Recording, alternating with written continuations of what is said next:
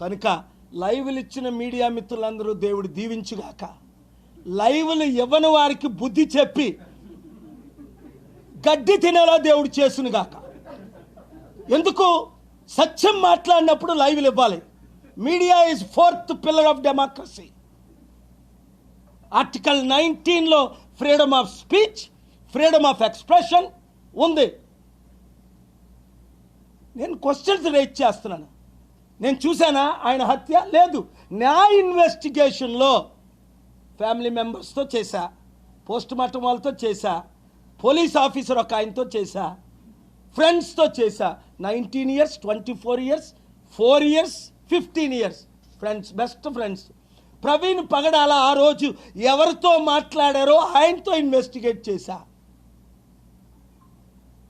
నా ప్రిలిమినరీ ఇన్వెస్టిగేషన్లో ఇది హత్య అని తేలింది. మీరు ఈ రూట్లో ఇన్వెస్టిగేట్ చేయండి అని అడిగాను. మీరు చేయలేదు కనుక కోర్టుకు వెళ్ళాను. మీరు చేసిన ఇన్వెస్టిగేషన్లో నేను సాటిస్ఫై అవ్వలేదు కనుక ఆనరబుల్ కోర్టుకు వెళ్ళాను. మీడియా ముందుకు వస్తున్నాను, క్వశ్చన్స్ అడుగుతున్నాను. నేను ఆ పవన్ కళ్యాణ్ తిట్టినట్టు బట్టలు ఇప్పి నిన్ను కొడతాను అని అన్పార్లమెంటరీ మాటలు నేను ఆడిన కదా ఆయనలాగా. మా రెడ్ బుక్ ఉంది, రెడ్ బుక్లో మిమ్మల్ని పెడతాం. నాది ప్రేయర్ బుక్ ఉంది, మోస్ట్ పవర్ఫుల్ బుక్. 7 బుక్లో పెట్టాను. 2009లో 7 చచ్చారు. అందరూ కుక్క చావు చచ్చారు. నేను స్టార్ట్ చేసి ప్రేయర్ చేశాను, ఇంతవరకు చేయలా. పిండి అయిపోతారు, ముక్కలు అయిపోతారు. ఇక్కడ బటన్ నొక్కితే అక్కడి నుంచి బాంబులు పడతాయి.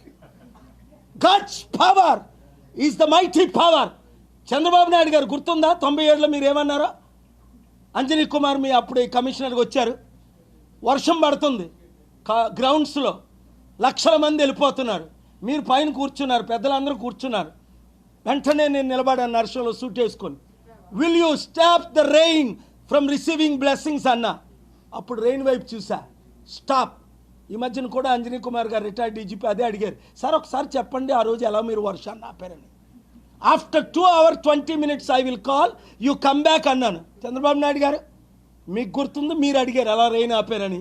అదే ప్రభు నాతో ఉండబట్టి 1200 మంది లీడర్స్ నిన్న కాక మొన్న అంత పెద్ద గ్లోబల్ పీస్ సమిట్కి ఇన్ని దేశాల నుంచి వచ్చారు.